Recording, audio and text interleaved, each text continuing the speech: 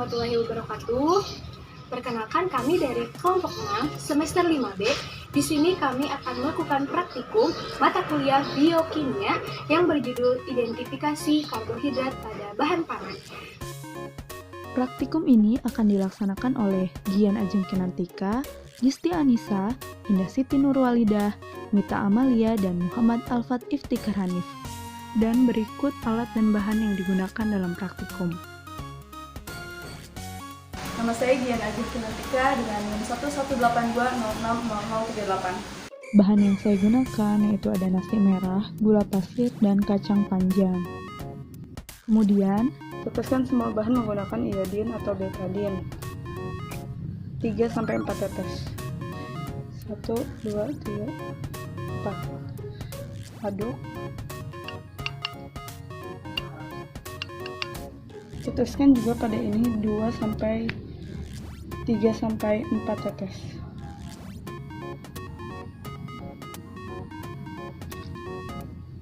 Aduk lagi.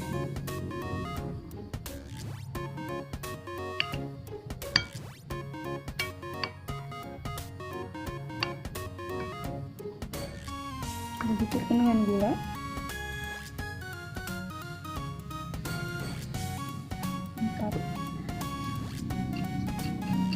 kemudian diamkan selama 5 menit. Hasil percobaan menunjukkan nasi merah berubah warna menjadi ungu kebiruan dan kacang panjang berubah menjadi kecoklatan. Sementara gula pasir berubah warnanya menjadi orange. Perubahan pada nasi merah menunjukkan bahwa nasi merah termasuk pada golongan polisakarida. Nama saya Gisti Anissa dengan NIM 11820600040. Alat dan bahan yang digunakan yaitu 1 lembar roti tawar, setengah bagian kentang, setengah sendok makan mentega, tusuk gigi, dan betadin. Langkah yang pertama yaitu tetesi bahan menggunakan betadin 3-4 tetes.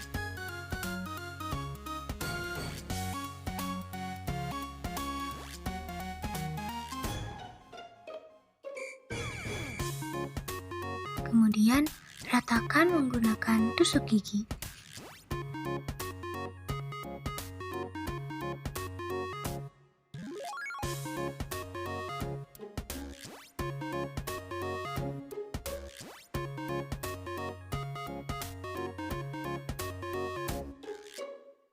Selanjutnya, diamkan selama 5 menit. Dari hasil pengamatan, pada kentang dan roti non-gandum saat ditetesi dengan betadin mengalami perubahan warna. Warna kentang berubah menjadi biru kehitaman dan roti berubah warna menjadi ungu. Hal ini menunjukkan bahwa kentang dan roti mengandung karbohidrat jenis polisakarida, sedangkan pada margarin atau mentega saat ditetesi dengan betadin mengalami perubahan warna menjadi kuning keorenan. Hal ini menunjukkan bahwa margarin tidak mengandung karbohidrat. Saya Indah Siti Nurwalidah Mujadidah, NIM 11820600049. Alat dan bahan yang diperlukan untuk melakukan percobaan menguji karbohidrat pada bahan tertentu yang diperlukan yaitu 1 buah pisau, 1 buah cotton bud, beberapa buncis, 1 buah pisang, 1 lembar roti gandum, 1 buah betadin atau iodium, dan tisu. Langkah kerja yang harus dilakukan dalam uji karbohidrat ini yaitu yang pertama, siapkan alat dan bahan. Yang kedua, kita tetesi bahan-bahan yang telah tersedia meliputi pisang Ambon Cavendish, buncis, dan roti gandum. Menggunakan iodin atau betadin sebanyak 3-4 tetes. Setelah itu, langkah ketiga, kita tunggu sekitar 5 menit. Selanjutnya, kita amati apakah ada perubahan yang terjadi dari segi warnanya. Maka, dari sana kita akan mengetahui apakah termasuk ke dalam polisakarida bahan tersebut atau jenis golongan karbohidrat lainnya, atau bisa juga bukan termasuk ke dalam polisakarida.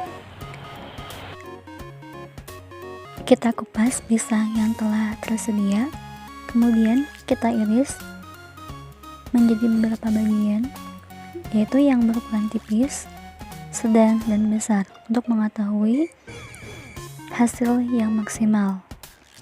Apakah volume atau ukuran pisang itu mempengaruhi warna atau tidak. Kemudian yang kedua, kita potong buncis dan ukuran yang berbeda, yang berbentuk panjang sekitar 4 cm, kemudian yang kedua 1 cm, dan yang ketiga 1/3 cm. Setelah itu kita tetesi menggunakan iodin pada roti gandum yang telah tersedia, selanjutnya pada pisang Skapendis pada ketiga sampel tersebut, kemudian selanjutnya pada buncis yang telah dipotong pada piring yang telah tersedia dengan berbeda bentuk.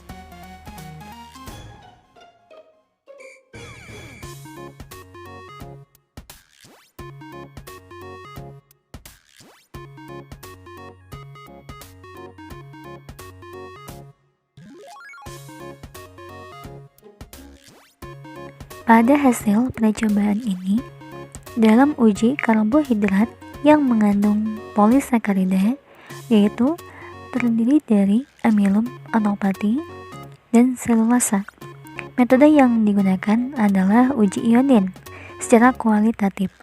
Bahan yang digunakan sebagai uji coba pada praktikum ini yaitu pisang Skapendis, roti gandum, dan yang ketiga buncis. Setelah ditetesi dengan iodin pada pisang Skapendis dan roti gandum mengalami perubahan warna pada keduanya.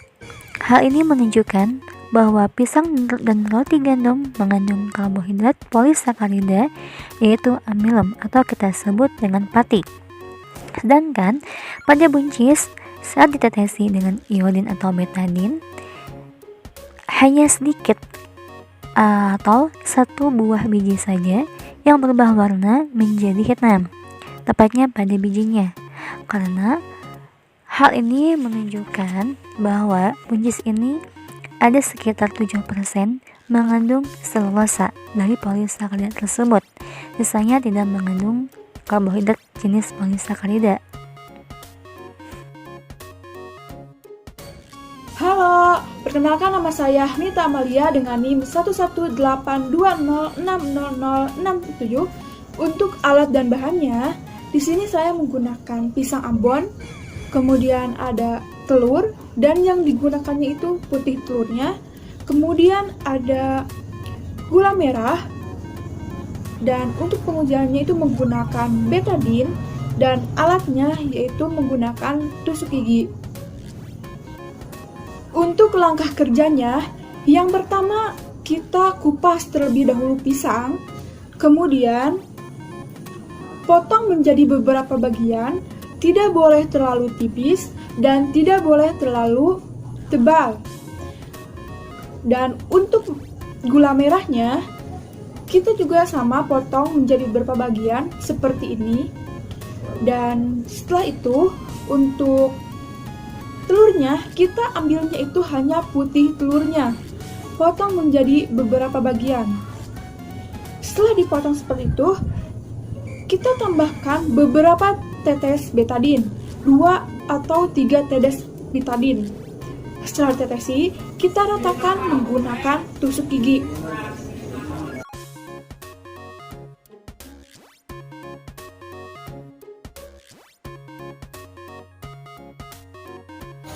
Untuk hasil uji iodin pada putih telur, kemudian pada pisang Ambon, dan juga pada gula merah, kalau untuk pada putih telur itu menunjukkan bahwa warnanya itu setelah diberikan perlakuan berupa diberikan larutan iodin, itu warnanya itu menjadi warna putih.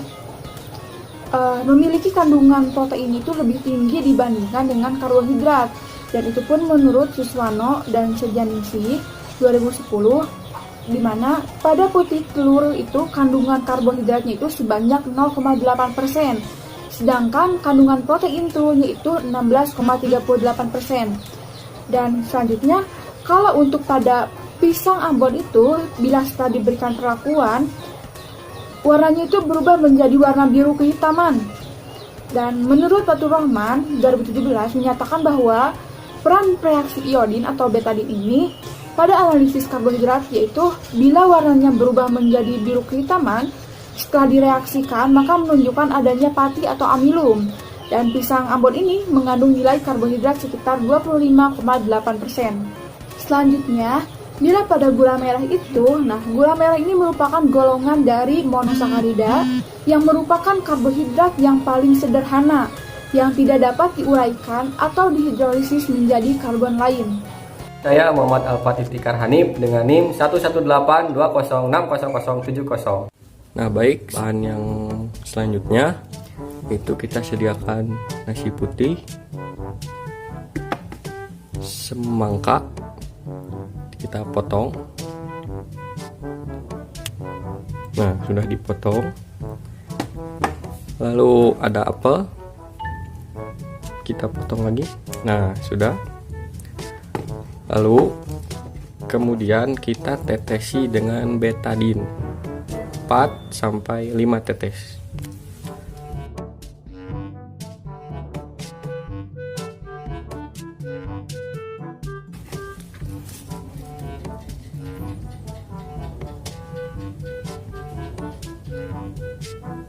Ya. Ini udah sama.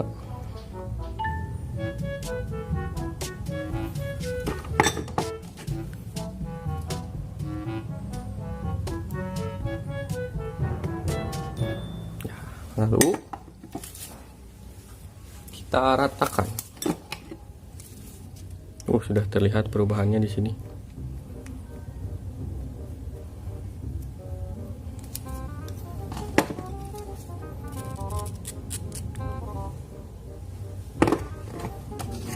Nih. Nah. Lalu kita tunggu hingga 5 menit.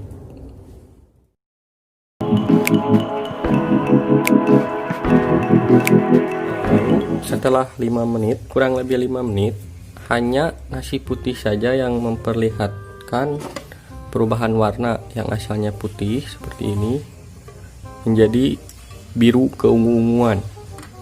Nah, yang lain apel tidak memperlihatkan suatu perubahan warna. Di sini hanya efek dari betadin saja, tidak ada perubahan warna. Semak pun semangka tidak ada, malah cenderung meresap ke dalam semangka tersebut. Nah, jadi dapat disimpulkan bahwa yang termasuk kepada karbohidrat dan mengandung karbohidrat golongan polisakarida itu hanya nasi putih saja. Yang lain tidak mengandung karbohidrat golongan polisakarida. Terima kasih. Uji iodin dilakukan untuk menguji kandungan gula yang termasuk golongan polisakarida. Dari hasil percobaan, ada beberapa sampel yang termasuk ke dalam polisakarida. Di antaranya nasi merah, kentang, roti non-gandum, pisang Cavendish, roti gandum, pisang Ambon, dan nasi putih. Warna biru disebabkan karena dalam larutan pati terdapat unit-unit glukosa yang membentuk rantai heliks, karena adanya ikatan dengan konfigurasi pada tiap unit glukosanya. Bentuk ini menyebabkan pati dapat membentuk kompleks dengan molekul iodium yang dapat masuk ke dalam spiralnya, sehingga menyebabkan warna biru tua pada kompleks tersebut.